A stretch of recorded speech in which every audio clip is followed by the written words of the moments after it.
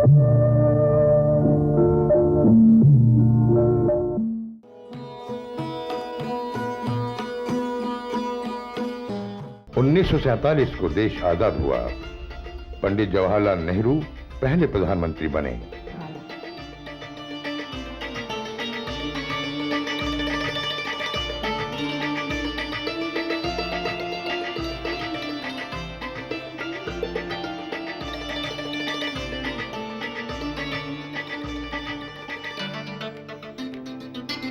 हम आजाद तो हुए, लेकिन इसके पीछे सदियों की गुलामी से हमारा संघर्ष भी है।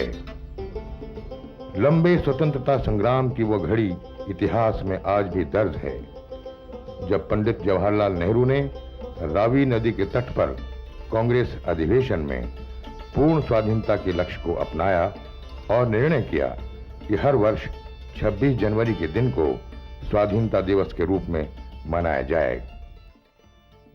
स्वतंत्रता संग्राम की एक बड़ी निष्पत्ति ये हुई कि हम एक स्वतंत्र, पूरी प्रभुता संपन्न गणराज्य स्थापित करने में सफल हुए। लोकराज, स्वराज उसकी कल्पना थी और उसके मूल में वयस्क मताधिकार एक बड़ी निष्ठा की घोषणा की गई। This Constituent Assembly declares its firm and solemn resolve to proclaim India as an independent sovereign republic and to draw up for her future governance a constitution wherein all power and authority of the sovereign independent India, its constituent parts and organs of government are derived from the people. दुनिया के श्रेष्ठ संविधानों की विशेषताओं, प्राचीन भारतीय गणराज्यों की महान परंपराओं और लोकतंत्र को मूलाधार बनाकर डॉक्टर भीमराव अंबेडकर की अध्यक्षता में संविधान सभा ने 3 वर्ष की कड़ी मेहनत के बाद वर्तमान संविधान का निर्माण किया, जिसकी घोषणा संसद में 26 नवंबर 1949 को तत्कालीन प्रधानमंत्री जवाहरलाल नेहरू ने की थी। हमारे संविधान के बीज शब्द हैं लोकतंत्र, समता और न्याय। जिस समय हमारा देश स्वतंत्र हुआ था, जब हम गणराज्य की घोषणा हमने की थी, तब और भी कई देश स्वतंत्र हुए। उसके बाद में कई देश गणराज्य बने, किंतु वहाँ लोकशाही टिक नहीं पाई। हमारे यहाँ उस गणराज्य में एक स्थायित्व आया है, एक सौष्ठव आया है, एक खुले समाज की, खुली आंख के सपने की हमने रचना की है। और इस सब रचना में सारे जनता जनार्दन का, हमारे लोगों का, हमारी संस्कृति का एक बड़ा प्रभाव रहा है, एक बड़ी भूमिका रही है। ये हमारे लिए एक बड़ी उपलब्धि है कि हमने जनतंत्र की संस्कृति को कायम किया है। भारतीय गणतंत्र के संविधान में केवल सरकार के तंत्र के ढांचे की ही व्यवस्था नहीं है, अपितु उसमें संविधान निर्माताओं की विचारधारा भी समाविष्ट है। व्यक्तिगत स्वतंत्रता, विधि शासन और उत्तरदायी सरकार इसके मूल तत्व हैं।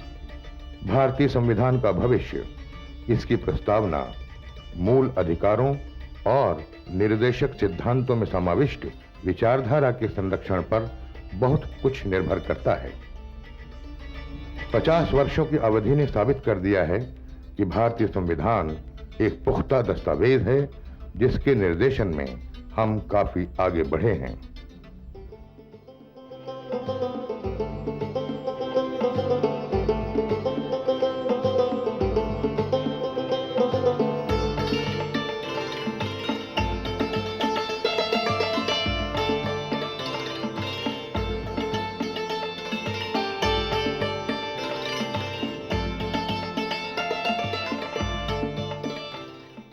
सुप्रीम कोर्ट ने जैसा कॉन्स्टिट्यूशन इंटरप्रेट किया, 2 चीज तो हो गए हैं कि अपना रूल ऑफ लॉ अपना कंट्री में एस्टैब्लिश हो गया है। लॉ एंड ऑर्डर का तो इंफ्रैक्शन होता है, लॉलेसनेस भी चलता है, पर बेसिक रूल ऑफ लॉ कि जे लॉ है, कॉन्स्टिट्यूशन है, that is binding on every person from class 4 employ to the prime minister upwards. न्याय और समता 2 ऐसे तत्व हैं जो लोकतंत्र की रीढ़ हैं, जिसके लिए डॉक्टर राजेंद्र प्रसाद और डॉक्टर भीमराव अंबेडकर ने विशेष योगदान किया। याद आते हैं डॉक्टर अंबेडकर के वे शब्द, that in order to make a start, in order to induce every party, every section in this country, it would be the act of greatest statesmanship for the majority party, even to make a concession to the prejudices of people who are not prepared to march together. And it is for that I propose to make this appeal. Let us leave aside slogans. Let us leave aside words which frighten people. Let us even make concession to the prejudices of our opponents. Bring them in so that they may willingly join with us on marching upon that road, which, as I said, if we walk long enough, must necessarily lead us to unity. संविधान एक ऐसा सूत्र है जो हम सबको देश के एक छोर से दूसरे छोर तक आपस में एक दूसरे के साथ बांधता है, जोड़ता है। पहला जो फैसला किया संविधान सभा ने यही किया कि हमारे यहाँ चुनाव जो होंगे वो सेपरेट इलेक्टोरेट की बिना पर नहीं होंगे, अलग मताधिकार की बिना पर, जात पात की बिना पर नहीं होंगे, धर्म की बिना पर। सबके जो हैं वो सब इकट्ठे जो इलेक्टोरेट है, ज्वाइंट इलेक्टोरेट की बेसिस पर चुनाव वहाँ करेंगे। तो इसी तरह से पहले वो मॉनिटरी कमेटी थी जिसके चेयरमैन सरदार वल्लभ भाई पटेल थे, उन्होंने ये फैसला किया, तो इसी संविधान सभा ने उसकी मंजूरी दे दी। तो झंडा भी उसी वक्त कबूल किया गया 14-15 अगस्त से पहले, 47 से पहले, कि हमारा झंडा जो है वो देश का तिरंगा होगा जिसमें अशोक चक्र होगा। तिरंगा आज भी हमारे आत्मगौरव का प्रतीक है। संविधान जब पारित हुआ तो कविंद्र रविंद्र के लिखे गान को राष्ट्रगान का दर्जा दिया गया और राष्ट्रपति के चुनाव की व्यवस्था भी की गई। संविधान निर्माण के इतिहास के कई ऐसे पक्ष हैं जिन्हें भुलाया नहीं जा सकता। भारतीय संविधान सभा की परिकल्पना, जिसके द्वारा भारतीय स्वयं अपने देश के लिए संविधान का निर्माण कर सकें, 1919 के एक्ट के विरोध में अंतर नहीं थी। भारत की संविधान सभा का निश्चित उल्लेख भले ही वो इन शब्दों में या इस नाम विशेष से न हो, पहली बार भारत शासक एक्ट 1919 के लागू होने के बाद ठीक बाद 1922 में महात्मा गांधी ने किया था। गांधी जी ने विचार व्यक्त किया कि संविधान सभा ही देश की देशज प्रकृति का और लोकेच्छा का सही अर्थों में और पूरी तरह से निरूपण करने वाली संविधान बना सकती है। आज जो संवैधानिक अधिकार और आज़ादी हमें हासिल हैं, उनके पीछे महान देशभक्त नेताजी सुभाष चंद्र बोस और आज़ाद हिंद फौज का ऐतिहासिक योगदान कैसे भुलाया जा सकता है। क्रांतिकारियों, देशभक्तों और गांधी जी के नायकत्व में लड़ी गई आज़ादी की लड़ाई के फलित के रूप में भारतीय गणराज्य के 50 वर्ष पूरे होने के इस अवसर पर हमें याद रखना चाहिए कि इतने विशाल देश को एक सूत्र और व्यवस्था में बांधे रखने के लिए विधायिका, कार्यपालिका और न्यायपालिका का अनेक बार बड़ी बड़ी चुनौतियों से सामना हुआ, लेकिन इनका महत्व कायम रहा। आज भारत का लोकतंत्र पूरे विश्व में सबसे बड़े लोकतंत्र के रूप में समादृत है। भारत की जनता ने पिछले 50 वर्षों में कई उतार चढ़ाव देखे। उसकी लोकतांत्रिक गणतांत्रिक आस्थाओं में दृढ़ता आई। कानून और व्यवस्था में उसका विश्वास आज भी कायम है। जब हम आज़ादी मिली या ली हमने 47 में, लोगों की राय थी कि ये मुल्क इकट्ठा नहीं रह सकता, और जैसे सोवियत यूनियन टूट गया, 20 अलग अलग स्टेट्स बन गई, युगोस्लाविया टूट गया, और हिंदुस्तान में तो हमारी इतनी किस्म की नस्लें हैं, इतने मज़हब हैं, इतनी ज़बानें मुख्तलिफ बोली जाती हैं, 16-17 तो हम नहीं रिकगनाइज़ किए हैं। वो कह लेंगे ये मुल्क कैसे कभी इकट्ठा रह सकता है, ये टूट जाएगा, अलग अलग किंगडम्स बन जाएगी। वो नहीं हुआ, और उसकी ख़ास वजह ये है कि इन सालों में जिसे कहें सेंस ऑफ इंडियननेस, कि हम एक हिंदुस्तानी हैं, चाहे आपस में हम लड़ते रहें और लड़ते हैं अब भी, हिंदू मुसलमान सिख ईसाई सब लड़ते रहते हैं, और अलग अलग प्रांतों में मूवमेंट्स भी चलती हैं, द्राविडिस्तान हो और खालिस्तान हो और नागालैंड हो, मिज़ोरम, मगर ये कोई चली नहीं। जब हमको कहीं बाहर से धमकी आई है, बाहर के विदेश से, चीन से हो, पाकिस्तान से हो, तो ये मुल्क इकट्ठा हो जाता है बिल्कुल। वो सब जो फ़र्क हैं आपस में लड़ाई, वो सब ख़त्म हो जाती हैं। तो Indianness, the sense of being Indian, कि हम हिंदुस्तानी हैं, हम एक हैं। भारत एक महान शक्ति बनने की राह पर है। इसके पीछे हमारे हौसले हैं, आदर्श हैं और मेहनत है।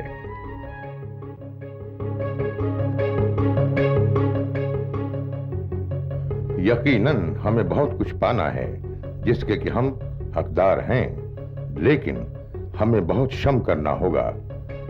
आज जो हमें हासिल है वह भी हमारे परिश्रम का फलित है। कल जो हमें मिलेगा वह भी हमारे प्रयत्नों से ही मिलेगा। आखिर कुछ बात तो है इस देश में कि हमारी हस्ती कायम है। असल में इसके मूल में है भारत की बहुलतावादी संस्कृति।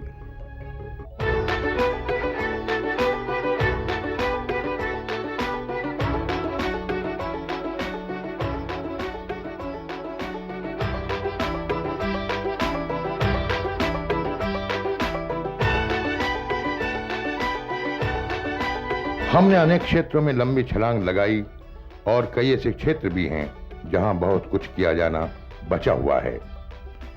ये काम दृढ़ राजनीतिक इच्छा, सामुदायिक एकता, राष्ट्रीयता और बंधुत्व की भावना के साथ कठिन श्रम से संभव है। आज भारत को विकासशील कहने में विश्व की जबान पर जुम्बिश आती है।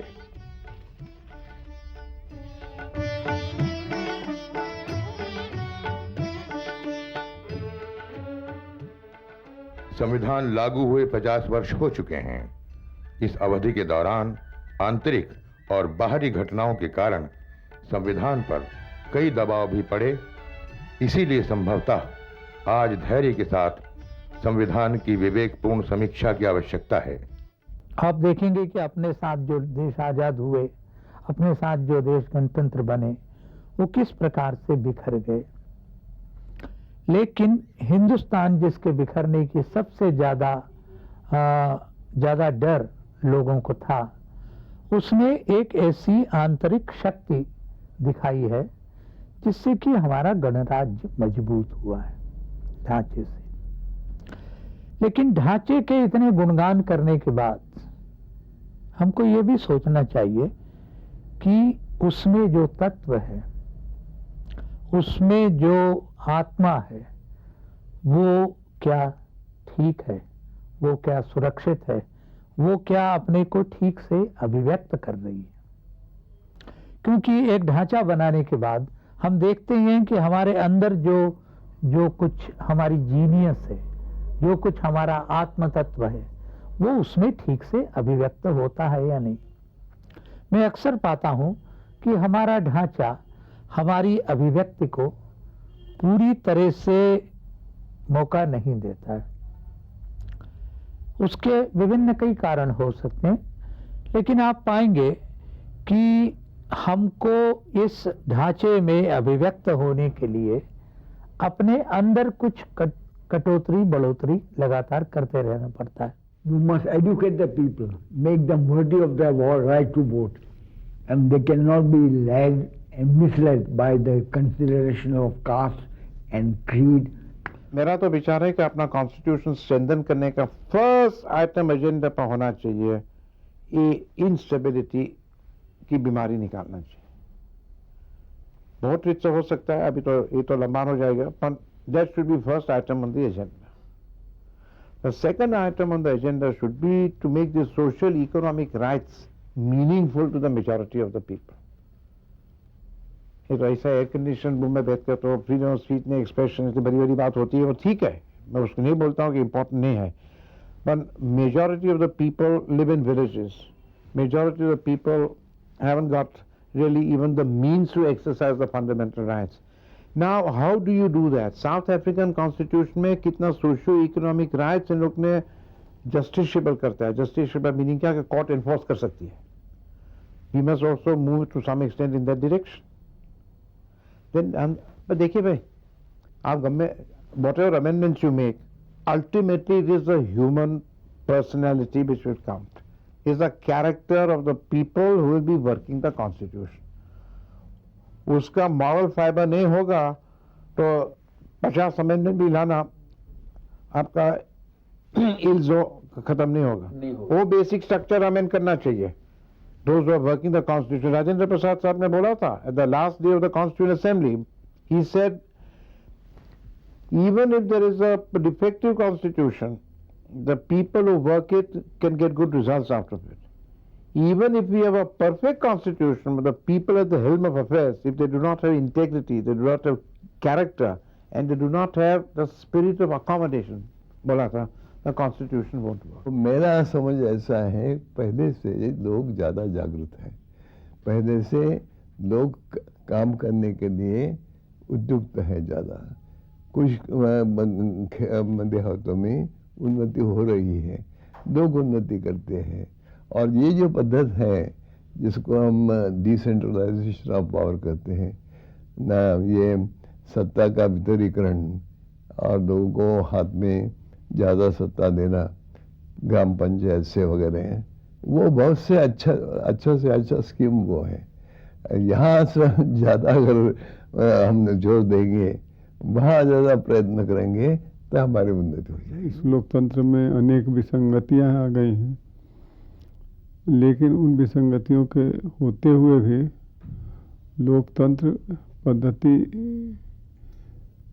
गांव-गांव में पहुंच गई है और लोग इसे समझने लगे हैं और साधारण जनता उसका इस्तेमाल कर रही है अपने हित में। मेरी सबसे ज़्यादा बड़ी आकांक्षा ये है कि गणराज्य वो जिसमें आखिर वाला आदमी भी, जिसको गांधी ने कहा था अनटू दिस लास्ट, वो रस्किन वाला, वो जो पैमाना है वो लोगों पर लागू किया जा सके। मुझे लगता है कि जब से हमने आर्थिक उदारीकरण की नीति अपनाई है, अंतिम व्यक्ति का ध्यान हमारे मन से कम हुआ है। हमारे यहाँ ज्यादा चिंता अब साधन वाले लोगों को लेकर है, साधनहीन लोगों को नहीं है। इसका एक उदाहरण सबसे आपके सामने ये है कि पहले ये माना जाता था कि हमें गरीबी हटाना है, अब ये कहा जाता है कि हमें अमीरी बढ़ाना है तो गरीबी अपने आप हटेगी। यानी वो रिसन का सिद्धांत जिसको सन 50 के आसपास, जब संविधान बना था और जब हम लोग आयोजना में लगे थे, तब भी ये माना गया था कि ये रिसन के सिद्धांत से ऊपर के स्तर पर तो ज्यादा पानी इकट्ठा होगा, नीचे जाएगा नहीं। हम पाते हैं कि अब हमको ऊपर के पानी की ज्यादा चिंता है, नीचे की नहीं है। जैसे कबीर का कबीर की एक पंक्ति लें अपन, एक पद की, वो ये है कि आसमान में गौ बियानी, भूमि पर दही जमाया, माखन माखन संतों ने खाया, छाछ जगत बतरानी जी। यानी जो वो है वो तो माखन जो है वो तो अपना क्रीमी लेयर ले जाता है और नीचे के स्तर पर छाछ बढ़ती है। पूरे देश में चाहे उत्तर पश्चिम दक्कन जहाँ भी हम जाएं, जिस जगह भी हम जाएं, हम देखते हैं कि महिला जो है वो एक तरह से इतनी पिछड़ी हुई है और हर वर्ग की महिला इतनी पिछड़ी हुई है। ये हमने पूरे मुल्क में घूम के ये अंदाज़ा लगाया है कि जब जहाँ तक उनका सवाल है, और वो नहीं कि मुट्ठी भर महिलाएं जो कि किसी जगह पर पहुँच चुकी हैं, मगर ज़्यादातर महिलाएं जो हैं वो अपने उसी ज़िंदगी से जूझ रही हैं जो आज से 50 साल पहले, जो आज से 100 साल पहले वो जूझती। देश की सूचना प्रौद्योगिकी ने रिकॉर्ड उन्नति की। भारत के प्रसारण संस्थानों यथा रेडियो और दूरदर्शन को भी हम भूल नहीं सकते, जिन्होंने देश को एक सूत्र में जोड़ने की बेजोड़ भूमिका निभाई। दूरदर्शन के 40 वर्षों की शानदार यात्रा भी इन्हीं 50 वर्षों का एक हिस्सा है। भारत के बहुलतावादी समाज ने तमाम अंदरूनी और बाहरी खतरों और दबावों के बावजूद गणतंत्र, स्वाधीनता और समाजवादी लक्ष्यों के लिए अपनी प्रतिबद्धता कायम रखी है। हम अनेक परीक्षाओं से गुजरेंगे। हमारे अनुभव ने हमें बताया, सिखाया कि आजादी को हम किसी भी कीमत पर गंवा नहीं सकते। हमारे स्वतंत्रता सेनानियों, क्रांतिकारियों और कामगारों, किसानों, शिक्षाविदों, वैज्ञानिकों, लेखकों, कलाकारों और सीमा प्रहरियों ने भारत के गणतांत्रिक गौरव की रक्षा के लिए बहुत कुछ किया है।